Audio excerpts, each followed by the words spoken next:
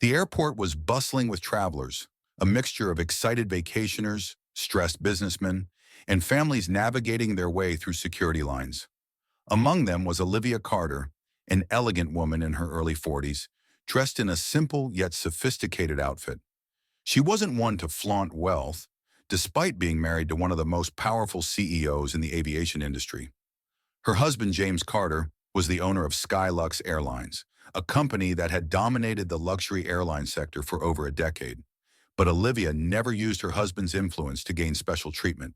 She preferred to experience the world just like any other traveler. She approached the check-in counter, handing over her first-class ticket with a polite smile. The attendant barely looked at her before scanning the ticket, her lips curling slightly. "Are you sure you're in the right place?" she asked, eyeing Olivia's understated attire. Olivia raised a brow but remained composed. "Yes, I believe so." The attendant sighed and shook her head. "This is a first-class ticket. We typically see a certain clientele up here." Olivia kept her voice calm. "I understand. That ticket is valid, isn't it?" The woman behind the counter hesitated before reluctantly processing it. "Fine," she muttered. "Gate 12, boarding in 30 minutes." As Olivia made her way toward the gate, she couldn't shake the feeling that she was being watched.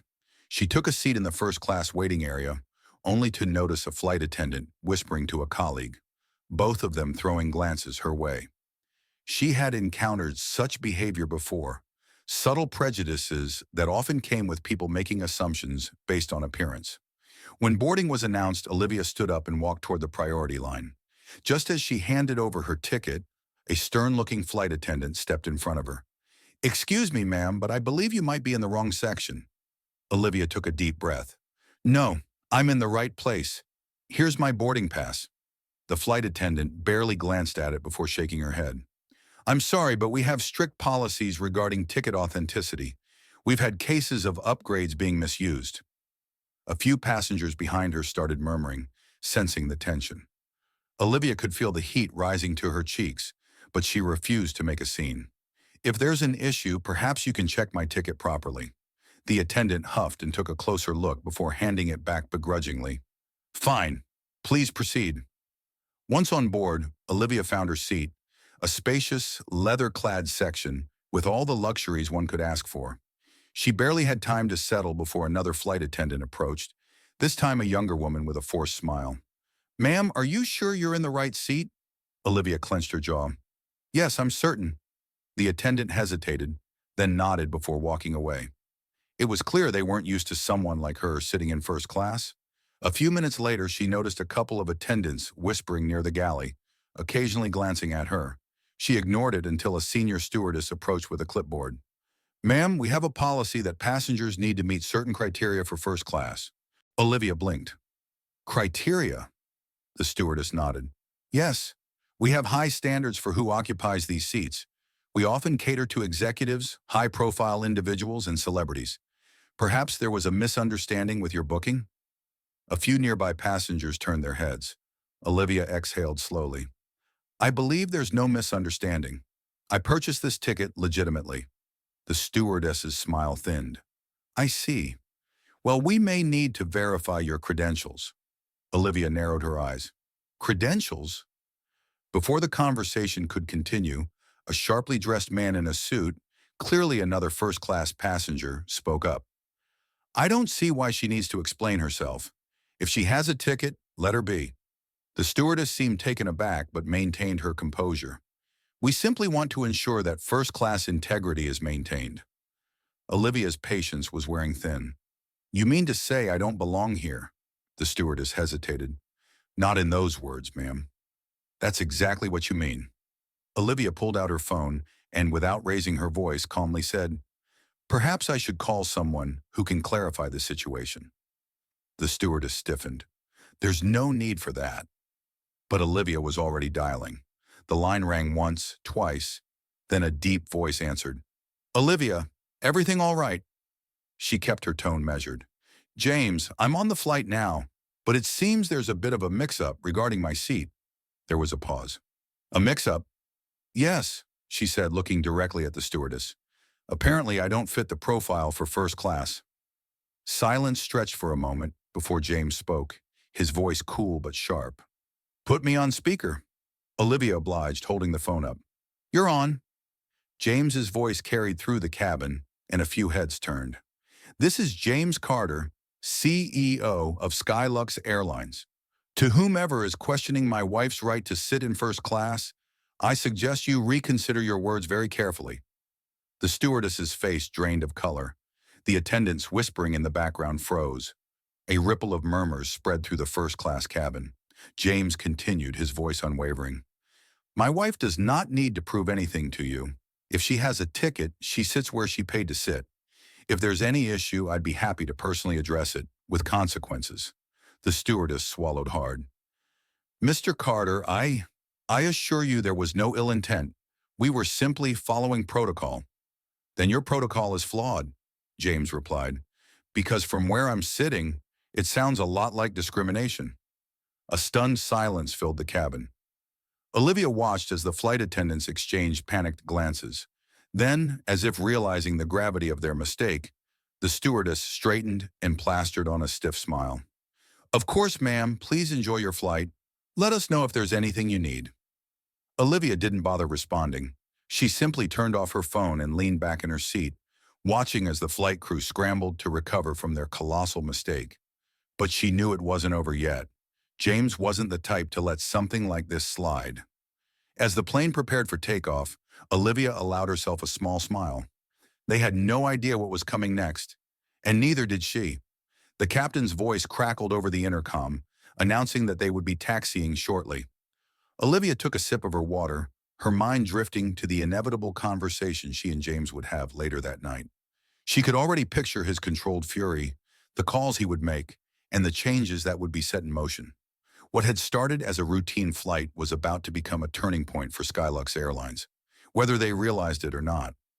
The cabin lights dimmed as the flight attendants made their final rounds before takeoff.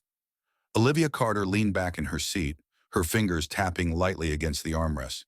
Though she maintained a composed demeanor, her mind was still racing from the events of the past hour. She had experienced subtle discrimination before, but this was different.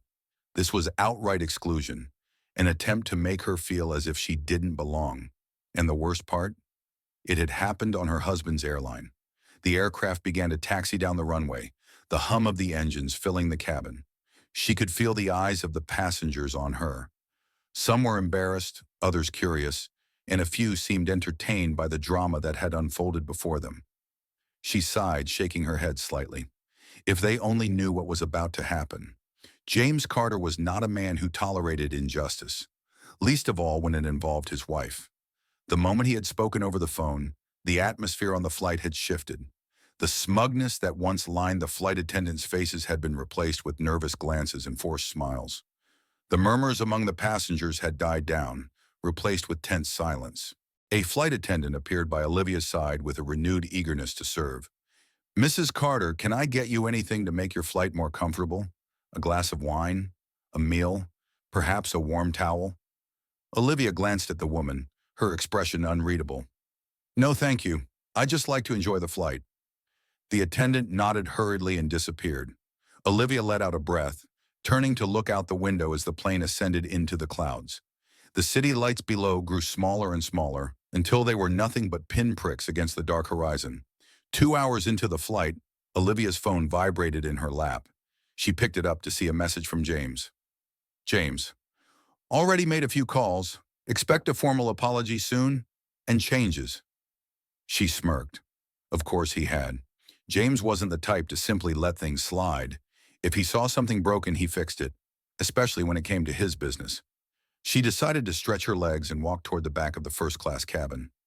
As she passed, a few passengers nodded at her, some offering apologetic smiles. One elderly woman reached out gently, touching Olivia's arm. "I saw what they did," the woman said softly. "It was wrong." Olivia gave a polite smile. "Thank you for saying that." She continued walking, but as she reached the galley, she overheard hushed voices. The flight attendants were gathered, their expressions anxious. "Do you think we're going to get fired?" "I don't know, but I heard she's married to the CEO. He sounded furious." "I just followed protocol. It wasn't personal." "That's not how it looked. And if corporate gets involved, we're done." Olivia tilted her head slightly, listening. She could feel their fear, their regret, but she had little sympathy for them. They had humiliated her without a second thought, and now that consequences were knocking at their door, they were afraid. She turned on her heel and walked back to her seat. A little while later, the captain's voice came over the intercom. "Ladies and gentlemen, we have a special announcement. We would like to extend a sincere apology to one of our valued passengers, Mrs. Olivia Carter, for the misunderstanding earlier. We at Skylux Airlines take customer service very seriously and regret any inconvenience caused." The tension in the cabin thickened. Olivia felt the weight of a dozen stares on her, but she simply kept her expression neutral. The flight attendants stood nearby, their faces pale. She didn't look at them. The plane landed smoothly, and as passengers disembarked, Olivia walked through the airport with a newfound sense of purpose. James had texted her again. "James, meet me in my office. We're going to make sure this never happens again." She smiled, stepping into the waiting car. This was only the beginning. The following morning, Olivia arrived at James's office, a towering glass structure overlooking the city. Inside, a team of senior executives from Skylux Airlines was already seated, waiting for the meeting to begin. James sat at the head of the table, his expression unreadable. "Thank you all for coming," James began, his voice calm but authoritative. "I called this meeting because yesterday a serious issue was brought to my attention, one that I cannot and will not ignore." The executives exchanged uneasy glances. Olivia took a seat beside her husband, her presence speaking volumes. "One of our first-class passengers was treated unfairly by our own staff," James continued. "Not just any passenger, my wife. But this isn't about her status as my wife. It's about the fact that no paying customer should ever be made to feel as if they don't belong. And yet that's exactly what happened." One of the executives cleared his throat. "Mr. Carter, we assure you this was an isolated incident." James raised an eyebrow. "Isolated? That's what you'd like to believe. But I've reviewed reports. This isn't the first time something like this has happened. It's a pattern." The room fell silent. Olivia leaned forward. "Your flight attendants assumed I didn't belong in first class because I didn't look the way they expected a first-class passenger to look. That's discrimination, whether you admit it or not." One of the HR executives hesitated. "We can implement new training programs." "Not enough," James interjected. "We're not just doing training. We're implementing a complete overhaul of our customer service policies. Immediate corrective action will be taken, and any employee found engaging in discriminatory behavior will be terminated." Murmurs spread across the room. One executive cautiously asked, "What exactly are you proposing?" James leaned back, his eyes scanning the room. "We're restructuring our staff training, revising our service guidelines, and launching an internal review. Effective immediately, there will be zero tolerance for discrimination of any kind, and any future complaints will be met with swift action." Olivia watched as the weight of James's words settled over the room. Some executives nodded in agreement, while others appeared worried. "This isn't just about my wife," James reiterated. "It's about every single passenger who has ever been made to feel unwelcome on our flights. Skylux Airlines will be known for exceptional service, not exclusionary practices. Is that understood?" A chorus of quiet affirmations followed. Olivia allowed herself a small smile. She had no doubt that James would follow through with his promises.